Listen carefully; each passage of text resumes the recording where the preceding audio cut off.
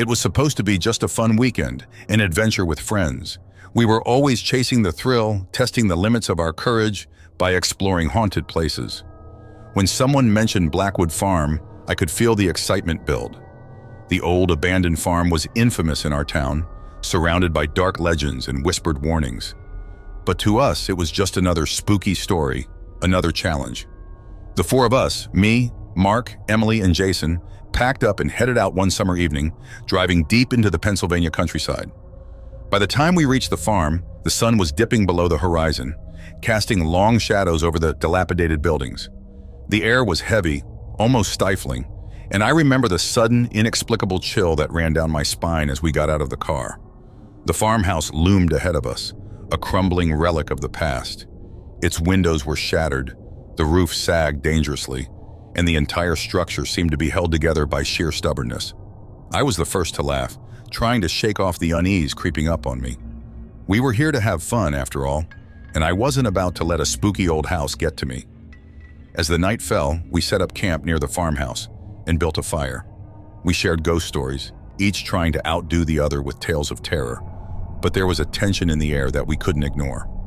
Jason, always the boldest, suggested we explore the farmhouse.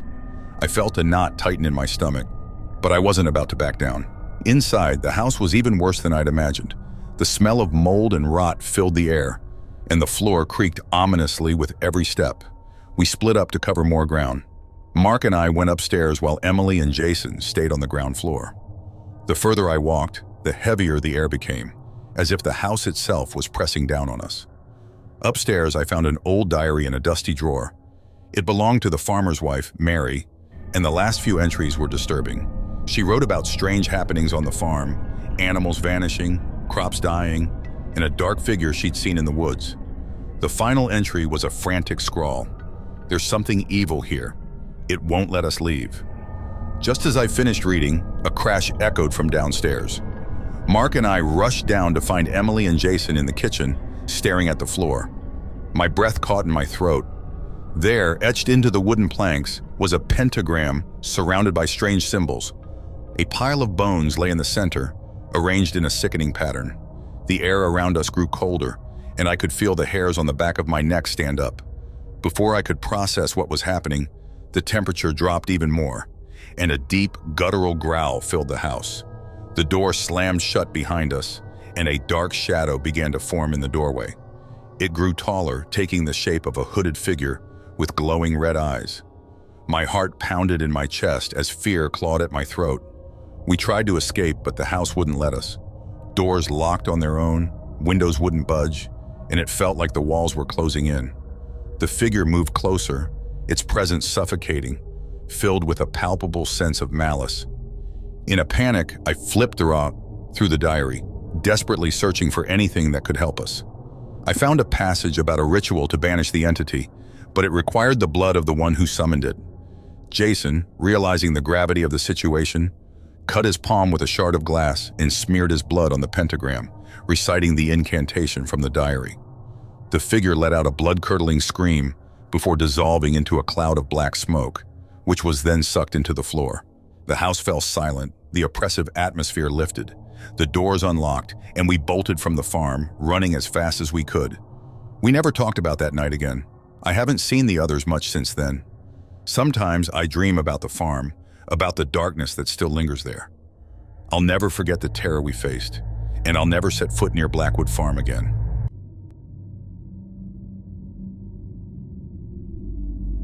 In the quiet rural town of Hartsville, there was a farm that no one dared to visit, Grayson's farm. It had been abandoned for years, left to rot after the mysterious disappearance of the Grayson family in the early 1960s. The locals spoke in hushed tones about what might have happened, but no one knew for sure. The only certainty was that the farm was cursed, and those who ventured too close often spoke of strange occurrences and unexplainable events. Despite the warnings, my friends and I decided to explore the farm one late summer evening. There were 5 of us: Anna, Dave, Sam, Jessica, and me. We were all thrill seekers, always looking for the next big scare. Grayson's farm seemed like the perfect place to test our nerves. We arrived just as the sun began to set, casting long, eerie shadows across the overgrown fields. The farmhouse stood in the distance, its once white paint now faded and peeling, the windows dark and hollow. The barn, partially collapsed, loomed beside it, surrounded by tangled weeds and rusting farm equipment. As we approached, the air grew colder, and a sense of unease settled over us. The first thing we noticed was the silence. There were no birds, no insects, nothing but the sound of our own footsteps crunching on the dry grass. It felt as if the entire world had gone still, holding its breath in anticipation.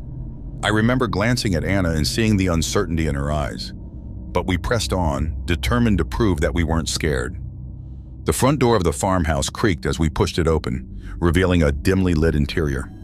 Dust particles floated in the air, illuminated by the last rays of sunlight filtering through the broken windows.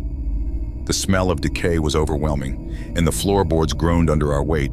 We split up to explore, each of us taking a different part of the house. I found myself drawn to the kitchen, where the table was still set with plates and silverware, as if the family had just stepped out for a moment. A thick layer of dust covered everything, and the food on the plates had long since turned to mold. I felt a shiver run down my spine as I imagined the Graysons sitting here, eating their last meal before they vanished without a trace. Upstairs, Anna discovered a series of old photographs, yellowed with age, hanging on the wall.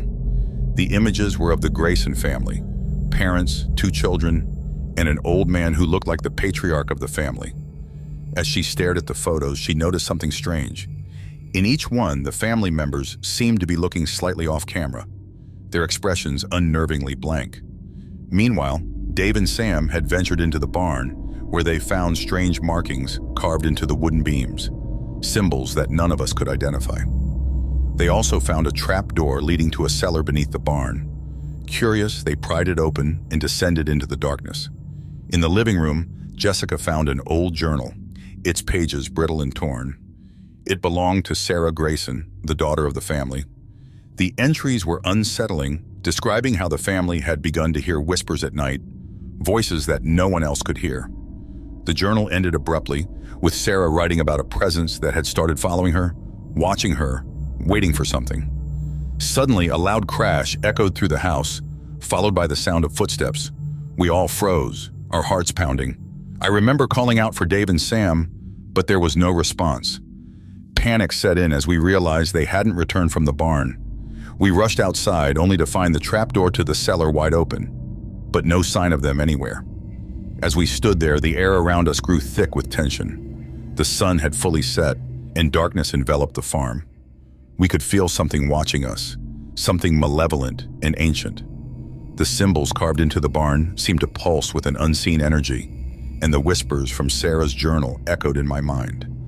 Without warning, the barn door slammed shut, and the ground beneath us began to tremble. We ran, abandoning the farm and our search for Dave and Sam, the fear of whatever was lurking there driving us away. We never spoke about what happened that night, and we never went back to Grayson's farm. To this day, no one knows what happened to Dave and Sam.